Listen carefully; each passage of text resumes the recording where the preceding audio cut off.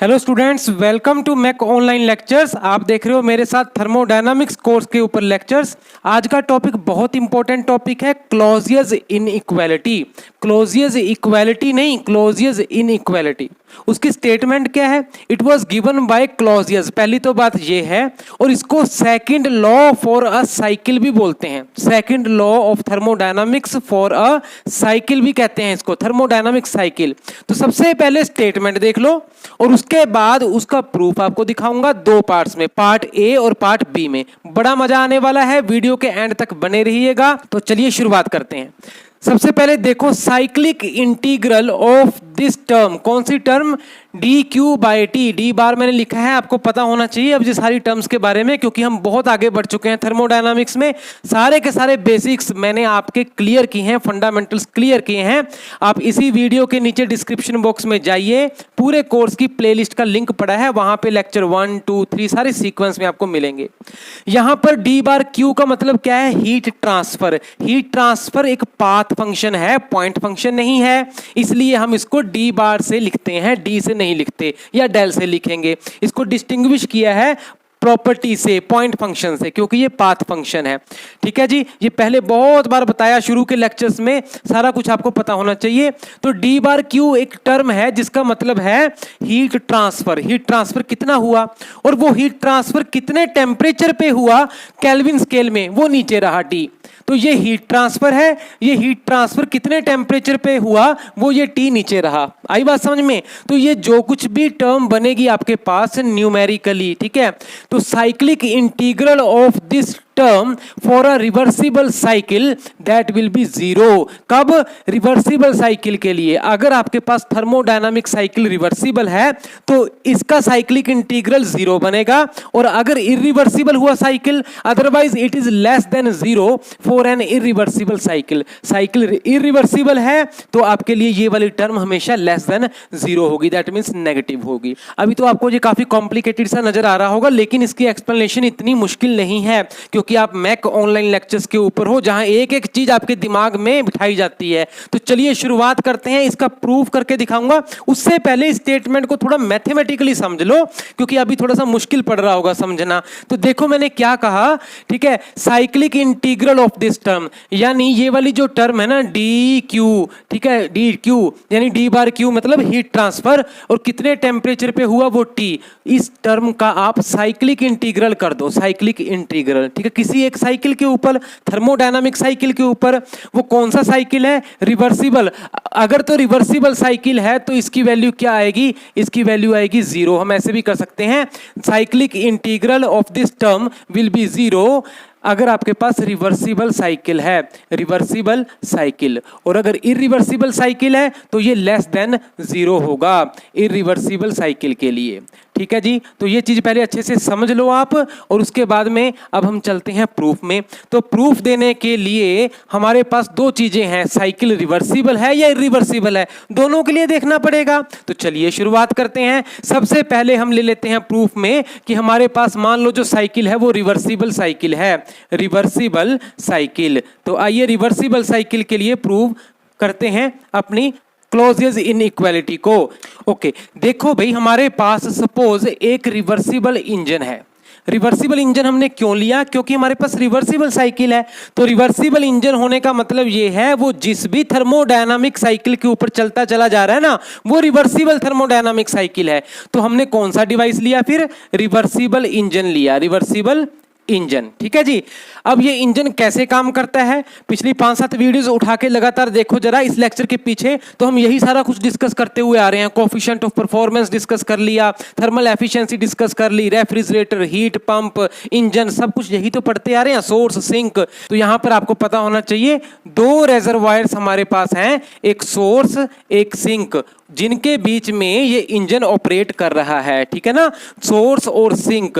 तो ये रहा source, source of thermal energy जिसका टेम्परेचर है मान लो T1 केल्विन स्केल के ऊपर, डिग्री सेंटीग्रेड में कोई बात नहीं हो रही, सारे केल्विन के टेम्परेचर्स हैं। और ये रहा आपके पास सिंक एनर्जी का, थर्मल एनर्जी का, जिसका टेम्परेचर है T2। और ये इंजन है तो आपके पास T1 ग्रेटर देन T2 है। ये कंडीशन भी याद रखो, T1 T2 से ज्यादा है, क्योंकि तभी ये सोर्स है और ये सिंक है। अब इंजन कैसे काम करता है पता होना चाहिए, है ना, बहुत बार बता दिया मैंने। इंजन क्या करेगा, इसमें से कुछ हीट लेगा हर साइकिल में, अपने हर साइकिल में सोर्स में से कुछ हीट रिसीव करेगा ना। मान लो इसने Q1 हीट ली है, Q1 हीट ली है, और इस Q1 हीट का कुछ फ्रैक्शन, कुछ हिस्सा, कुछ परसेंटेज ये वर्क में कन्वर्ट कर देगा। लो जी भाई, इससे आपको कुछ वर्क आउटपुट मिल गई पर साइकिल। और बाकी की बची हुई हीट यानी Q1 माइनस W, जिसको आप Q2 बोल दो, वो इसने सिंक में रिजेक्ट कर देनी है। Q2 रिजेक्ट कर देनी है सिंक में। Q1 माइनस W होगा, वो आपको पता ही है फर्स्ट लॉ ऑफ थर्मोडायनामिक्स के अकॉर्डिंग। तो इंजन इस तरह से चलता है, यानी हर एक अपने थर्मोडायनामिक साइकिल में इसने इतनी हीट लेनी है, इतना वर्क देना है, बाकी की बची हुई हीट, इतनी हीट सिंक में इसने रिजेक्ट करते चले जाना है। सो दिस वे आपका इंजन चलता चला जाएगा। अब हम क्या करते हैं, ये जो हमारे पास टर्म है ना, इसको कैलकुलेट करके देखते हैं। Cyclic integral of the term D Q यानी D bar Q by T. इस साइकिल के लिए, रिवर्सिबल इंजन के लिए, हम जो हमारे पास इंजन ई है यहां पे लिख देते हैं रिवर्सिबल इंजन ई, ये वाला। तो इसके लिए हमने साइक्लिक इंटीग्रल कैलकुलेट करना है। ये तो मैथमेटिकल है, आपको पता है ना साइक्लिक इंटीग्रल, यानी एक थर्मोडायनामिक साइकिल में मान लो 4 प्रोसेसेस हैं, 1 2 3 4। जैसे कार्नोट इंजन मैंने आपको पढ़ाया था, कार्नोट साइकिल, चारों प्रोसेसेस मिलकर एक थर्मोडायनामिक साइकिल बना रही हैं। तो उस साइकिल की बात हो रही है, ये पूरे साइकिल के ऊपर हमने कैलकुलेट करना है कि ये कितना हुआ। ठीक है, ये आपको आना चाहिए, बहुत इंपॉर्टेंट है स्टूडेंट्स, मिस नहीं करना इस चीज को। आपके न्यूमेरिकल्स इसके ऊपर बेस्ड हैं, कॉम्पिटिशंस की प्रॉब्लम इसके ऊपर बेस्ड है, तो मिस ना करना, एक एक पॉइंट को ध्यान से समझना। तो हमने क्या करना है, cyclic integral of this term calculate करना है फॉर द थर्मोडायनामिक साइकिल जिसके ऊपर हमारा इंजन चलता चला जा रहा है। कौन सा इंजन, रिवर्सिबल इंजन। अब क्या हो रहा है देखो, एक साइकिल में आपके पास एक तो ये टर्म है Q1, यानी Q1 हीट ट्रांसफर हुई है सोर्स और इंजन के बीच में, Q1 हीट ट्रांसफर हुई, तो डी बार Q की एक तो वैल्यू बनती है Q1। ओके, और ये इंजन ने रिसीव करी है ना, सिस्टम क्या है आपके लिए, सिस्टम तो इंजन है, तो इंजन ने हीट रिसीव की है, it means it is positive. ये साइन कन्वेंशंस भी आपको याद होनी चाहिए, शुरू के लेक्चर्स में चलो मेरे, तो वहां मैंने आपको सब कुछ बता रखा है। इंजन क्योंकि हीट रिसीव कर रहा है, that means system heat gain कर रहा है, तो पॉजिटिव है। और कितने टेम्परेचर पर किया इसने, ये जो Q1 हीट इस इंजन ने रिसीव करी है T1 टेम्परेचर पर करी है। टेम्परेचर नहीं चेंज हुआ, T1 का T1 ही रहा, क्योंकि ये थर्मल एनर्जी का रिजर्वायर है। टेम्परेचर ना इसका चेंज हो रहा ना इसका चेंज हो रहा, इसमें से जितनी मर्जी हीट निकालते जाओ, इसमें जितनी मर्जी हीट देते जाओ। तो यहां पर Q1 जो हीट ट्रांसफर हुआ है वो कितने पर हुआ, T1 केल्विन पर हुआ है, T1 केल्विन पे हुआ है। ठीक है जी, एक साइकिल में एक तो ये इंटरेक्शन हुई, okay, this is one term, okay, इस तरह से हम लिख देते हैं। और दूसरी हमारे पास एक और टर्म है, वो है ये वाली हीट ट्रांसफर की, Q2 हीट भी तो ट्रांसफर हुई है ना सिस्टम और सराउंडिंग के बीच में। तो ये आपका सिस्टम था, इस सिस्टम ने यानी इंजन ने हीट रिजेक्ट करी है, तो heat lost by the system है। देखो ध्यान से, heat lost by the system, कौन सी हीट, Q2, तो इसलिए माइनस लगाया। और ये कितने टेम्परेचर पर किया गया, ये T2 टेम्परेचर पर किया गया, तो इसको डिवाइड किया हमने T2 से, एक ये हीट इंटरेक्शन हुई है। हम साइक्लिक इंटीग्रल यानी पूरे साइकिल में जो जो ये चीजें हुई है ना, उन सब को हम एल्जेब्रिकली जोड़ेंगे। ध्यान दो, मैंने इंपॉर्टेंट बात बता दी, पूरे साइकिल में एल्जेब्रिक एडिशन कर देंगे, जितनी भी ऐसी सारी टर्म्स बनेंगी, ये वाली टर्म्स। तो एक तो ये है, एक ये है, दो ही है बस हीट इंटरेक्शन। तो ये हमारे पास दो टर्म्स हुई, जरा इसको सॉल्व करते हैं। आपके पास ये बना Q1 by T1 minus Q2 by T2, ठीक है ना, ये चीज आ गई। अब देखो ध्यान से, एक तो वीडियोस पीछे जाओ, मैंने आपको एक बहुत काम की चीजें पढ़ाई थी, वो मैंने आपको बताया, अगर कोई रिवर्सिबल साइकिल है, कोई भी रिवर्सिबल साइकिल, तो उसके ऊपर थर्मोडायनामिक टेम्परेचर स्केल लगता है। थर्मोडायनामिक टेम्परेचर स्केल बहुत इंपॉर्टेंट चीज थी भाई, मैंने आपको एक एक चीज प्रूव करके बताई है, रट्टा लगाने वाली तो कोई बात ही नहीं छोड़ी। तो थर्मोडायनामिक टेम्परेचर स्केल सिर्फ और सिर्फ रिवर्सिबल साइकिल के ऊपर लगता है। यहां रिवर्सिबल साइकिल है, रिवर्सिबल इंजन है तो लगा देते हैं। उसने क्या कहा था, थर्मोडायनामिक टेम्परेचर स्केल ने बोला था अगर यही मान लो रिवर्सिबल एक डिवाइस है, रिवर्सिबल साइकिल के ऊपर चल रहा है, तो यहां पर हीट इंटरेक्शंस की रेशियो देखो, एक तो हीट सप्लाइड है वो है Q1, heat supplied to device, एक है हीट रिजेक्टेड बाय डिवाइस मतलब Q2, ठीक है। तो ये एक रेशियो बन गई Q1 बाय Q2 की। दूसरी तरफ Q1 कितने टेम्परेचर पे हुआ, T1 के ऊपर, और Q2 कितने टेम्परेचर पे हुआ, T2 के ऊपर, केल्विन पर। तो एक टेम्परेचर्स की रेशियो बन गई। ये दोनों रेशियो, टेम्परेचर्स की रेशियो केल्विन में और ये हीट की जो रेशियो है जाउल्स में, ये रेशियो एग्जैक्टली इक्वल होगी कब, अगर हमारे पास रिवर्सिबल साइकिल हुआ। इसी को थर्मोडायनामिक टेम्परेचर स्केल बोला गया। ओके, ये मैंने आपको प्रूव करके बता दिया था, जरा आप पीछे लिंक में चेक करना। ओके, तो यहां से देखो आपके पास है Q1 T1, नीचे ले जाओ Q1 by T1, Q1 by T1, और Q2 को उधर ले जाओ Q2 बाई T2। तो देखो Q1 by T1, Q2 by T2, ये तो दोनों इक्वल हैं। अगर ये दोनों इक्वल हैं, Q1 by T1, Q2 by T2, बीच में रहा माइनस, इसका मतलब ये सारी टर्म क्या हुई, फिर ये सारी टर्म ये बन गई जीरो। देखो cyclic integral, therefore cyclic integral on reversible cycle, ठीक है, रिवर्सिबल साइकिल किसका, इस टर्म का, d बार Q यानी heat transfer by temperature at which heat is being transferred, that is going to be therefore zero. बात समझ में आ गई ना। इसको हमने यहां पर अप्लाई किया है तो ये सारी टर्म हमारे पास माइनस होने की वजह से जीरो हो गई। तो आपके पास एक चीज तो आसानी से प्रूव होगी कि cyclic integral of this term is zero for the reversible cycle. Okay जी, अब चलते हैं दूसरे पार्ट में जहां हमारे पास इरिवर्सिबल साइकिल, और वहां मैं शो करने जा रहा हूं कि this is going to be less than zero. तो चलिए अब बढ़ते हैं इरिवर्सिबल साइकिल में अपनी क्लोजियस इनइक्वालिटी को प्रूव करने के लिए। इसके लिए हम क्या करते हैं, फिर से दो रेजर्वायर लेते हैं जैसे पहले लिए थे। ओके, दो रेजर्वायर हैं, एक का टेम्परेचर ले लेते हैं T1, एक का ले लेते हैं T2। देखो एक तो ले लिया हमने T1 एज सोर्स, दूसरा ले लिया T2 एज सिंक, और T1 ग्रेटर देन T2 है जैसे पहले था सिमिलरली। अब इसको समझने के लिए हम दो इंजन लेते हैं, पहले तो एक लिया था ना, अब दो इंजन ले लेते हैं। कौन कौन से दो इंजन, देखो number one is this one, जिसको हम कहेंगे रिवर्सिबल इंजन, RE लिख दूं शॉर्ट में, रिवर्सिबल इंजन हमने लिया। एक और ले लेते हैं, वो है irreversible engine, irreversible engine IE लिख देते हैं।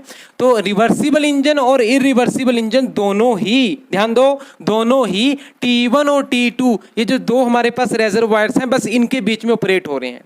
ऐसा नहीं है कि इसके लिए दो अलग अलग रेजर्वायर हैं, इसके लिए दो अलग अलग हैं, नहीं नहीं, दोनों रेजर्वायर जो हैं दोनों के लिए कॉमन है। इसका मतलब है इसके लिए भी सोर्स का टेम्परेचर T1 रहेगा, सिंक का T2 रहेगा, इसके लिए भी सोर्स का टेम्परेचर T2, सिंक का टेम्परेचर T2 रहेगा। तो अब कैसे काम करेंगे ये, रिवर्सिबल इंजन कुछ हीट इसमें से लेगा, ओके, क्योंकि इंजन तो इंजन है भाई, उसको चलने के लिए कुछ हीट चाहिए सोर्स में से, ऐसे ही इरिवर्सिबल इंजन को भी कुछ हीट चाहिए सोर्स में से। अब मजे की बात हम कुछ ये कर लेते हैं कि दोनों ही इंजन से मान लो हम एक जैसी हीट इनपुट देते हैं, दोनों को एक कॉमन सोर्स से एक जैसी हीट देंगे। इस हिसाब से हमने डिजाइन किया है कि इसको भी हम Q1 हीट दे रहे हैं, इसको भी Q1 हीट ही देंगे, सेम हीट देंगे एक साइकिल में। हमारा डिजाइन है ना, हम कर सकते हैं। पर लेकिन क्योंकि ये रिवर्सिबल इंजन है, ये इरिवर्सिबल इंजन है, तो इस हीट के बदले में, सेम हीट के बदले में इसकी वर्क आउटपुट कुछ अलग हो गई और इसकी वर्क आउटपुट कुछ अलग होगी, और ये होगा, ठीक है। मैंने आपको पहले बता रखा है, प्रूफ भी हमने किया था कि भाई रिवर्सिबल इंजन की एफिशिएंसी ज्यादा होती है इरिवर्सिबल से। याद आया, कुछ नहीं आया तो चलो प्लेलिस्ट में सारा खजाना वहीं पड़ा है ना, वहां से ढूंढना निकालना। तो Q1 के बदले में इसने मान लो W1 दिया, और Q1 के बदले में, सेम हीट के बदले में इसने मान लो W2 दिया, ओके। और बाकी की बची हुई जो हीट है, बाकी की बची हुई हीट इसने रिजेक्ट कर दी, किसमें, इस सिंक में। तो इसको कह देते हैं हम Q2, किसकी, रिवर्सिबल इंजन की है, Q2R लिख देते हैं, ओके। और इरिवर्सिबल इंजन की जो Q2 है वो अलग होगी ना फिर Q2I लिख देते हैं इरिवर्सिबल इंजन की। बात समझ में आई? तो ये रिवर्सिबल इंजन का वर्क आउटपुट, ये इरिवर्सिबल इंजन का वर्क आउटपुट। सेम Q1 के बदले में, सेम हीट इनपुट के बदले में दोनों के वर्क अलग अलग होंगे। रिवर्सिबल का ऑफ कोर्स ज्यादा होगा, जैसे मैंने बताया, पहले भी प्रूफ करके बताया, और हीट रिजेक्शन कम होगी। इरिवर्सिबल का वर्क कम होगा, हीट रिजेक्शन ज्यादा होगी, सेम हीट इनपुट के बदले में। ओके, तो चलिए अब मैथमेटिक्स में चलते हैं। अब इस टर्म को कैलकुलेट करते हैं हमारे इरिवर्सिबल इंजन के लिए।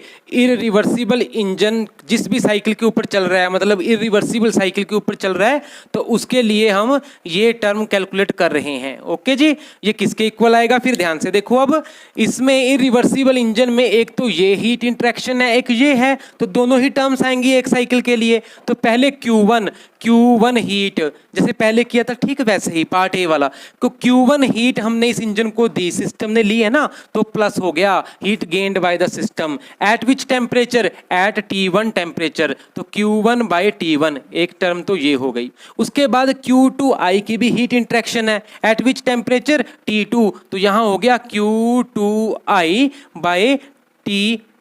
ओके, और ये हीट रिजेक्टेड है बाय द सिस्टम, तो इसको हम नेगेटिव करेंगे, तो एक ये टर्म हो गई। तो अगर साइक्लिक इंटीग्रल लेना है, अलजेब्रिक समेशन हो गया ना दोनों टर्म्स का, बस यही कुछ तो है। ओके जी, अब उसके बाद देखो हमारे पास एक टर्म बन गई Q1 by T1, Q1 by T1, ये वाली टर्म।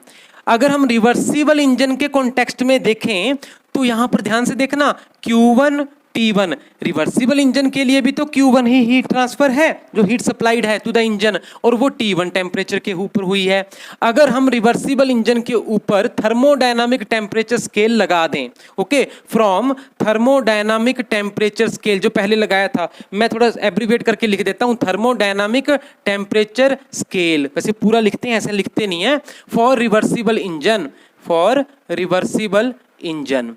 ओके, क्योंकि रिवर्सिबल के ऊपर ही लगा सकते हैं ये थर्मोडायनामिक टेम्परेचर स्केल, इरिवर्सिबल के ऊपर नहीं लगा सकते। तो उस केस में क्या होगा, इसकी हीट सप्लाइड है Q1, इसकी हीट रिजेक्टेड है Q2R। ओके, तो इसकी हीट सप्लाइड कितने टेम्परेचर पे हुई, T1 के ऊपर हुई, और इसकी हीट रिजेक्टेड Q2R कितने टेम्परेचर पे हुई, T2 के ऊपर हुई। ये रेशो बराबर होगी थर्मोडायनामिक टेम्परेचर स्केल के अकॉर्डिंग। तो यहां से T1 इधर ले आओ, Q2R ऊपर ले जाओ, ठीक है। तो देखो दिस गिव्स Q1, ये T1 नीचे आ गया, bye T1 is equal to, ये ऊपर चला गया, Q2R बाय T2। ओके, तो यहां पर Q1 बाय T1 जो है ना, Q1 बाय T1, बस इसमें हम इंटरेस्टेड थे, इसकी जगह हम ये सब्स्टिट्यूट यहां पर कर देते हैं। तो क्या बना हमारे पास, यही जो हमारे पास देयरफॉर इंटीग्रल आया ना इरिवर्सिबल इंजन के लिए d bar Q by T का, तो ये क्या हुआ फिर, this is equal to Q1 by T1, Q1 by T1 की जगह लिख दिया हमने Q2R बाय T2, उसके बाद में प्लस माइनस हो गया minus, Q2I bye T2, Q2I bye T2, T2 दोनों में कॉमन है, इसलिए हम क्या लिख सकते हैं, T2 डिनोमिनेटर में कॉमन, Q2R, देखो Q2R minus Q2I minus Q2I। Okay, यहां तक ठीक है। तो चलिए अब बस खत्म ही होने वाला है काम। हमारे पास एक कार्नोट थ्योरम है, फ्रॉम कार्नोट थ्योरम मैंने पढ़ा रखा है, फिर से बात वही बोल रहा हूं कि पीछे चलिए, नीचे डिस्क्रिप्शन बॉक्स में लिंक है आपके पास पूरे कोर्स की प्लेलिस्ट का, 5-4 वीडियोस जरा पीछे जाओगे ना तो कार्नोट थ्योरम आपको मिल जाएगी। नीचे मैं अलग से लिंक दे दूंगा, थर्मोडायनामिक टेम्परेचर स्केल की वीडियो वो देख लेना, कार्नोट थ्योरम की वीडियो वो देख लेना। तो इसमें मैंने आपको क्या बताया था, अगर हम कार्नोट थ्योरम को अप्लाई करते हैं, कार्नोट थ्योरम ने क्या कहा, एफिशिएंसी को अगर ईटा लिख लेते हैं तो eta of reversible engine is always more than greater than eta of irreversible engine.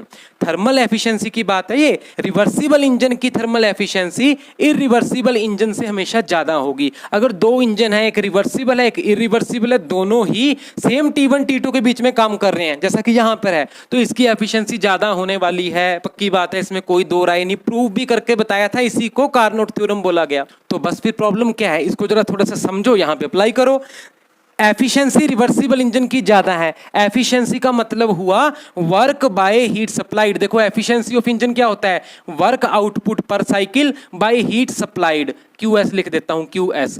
अगर हम दोनों इंजन्स को सेम हीट सप्लाई कर रहे हैं एक साइकिल में, ध्यान दो, दोनों इंजन्स को एक साइकिल में सेम हीट सप्लाई कर रहे हैं तो इसकी एफिशिएंसी ज्यादा है कार्नोट थ्योरम के अकॉर्डिंग। इसका मतलब क्या हुआ, जिसकी एफिशिएंसी ज्यादा for the same QS, for the same heat supplied, तो उसका वर्क आउटपुट क्या होने वाला है, ज्यादा होने वाला है ना। इसका मतलब है इसका वर्क आउटपुट ज्यादा होने वाला है रिवर्सिबल इंजन का। और अगर इसका वर्क आउटपुट ज्यादा होने वाला है तो हीट रिजेक्टेड क्या होगी, फिर कम होगी। इसका मतलब इसने कम हीट वेस्ट करी, ज्यादा वर्क दे दिया, तो इसका Q2R जो है वो कम होने वाला है, Q2I ज्यादा होने वाला है। बस यही इंपॉर्टेंट बात है। तो इसका मतलब क्या हुआ फिर हमारे केस में, Q2R क्या है, कम होने वाला है। So it is less then Q2I, Q2I ज्यादा होने वाला है। आई बात समझ में, क्योंकि हमने सेम हीट सप्लाई की है।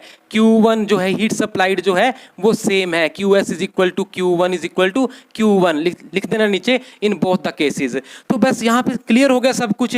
Q2R Q2I से कम है भाई, Q2R Q2I से कम होने वाला है। इसका मतलब अगर ये 5 है तो ये 7 है, ये हमेशा कम है, तो this term is always going to be negative. ये हमेशा नेगेटिव होने वाली है, मतलब लेस देन 0 होने वाली है ये वाली टर्म। तो ये वाली टर्म लेस देन 0 होने वाली है for irreversible cycle, hence proved. तो ये बहुत इंपॉर्टेंट चीज थी, बार बार बोल रहा हूं, अच्छे से समझ लो, कॉन्सेप्ट्स क्लियर कर लो, तभी आगे बढ़ पाएंगे।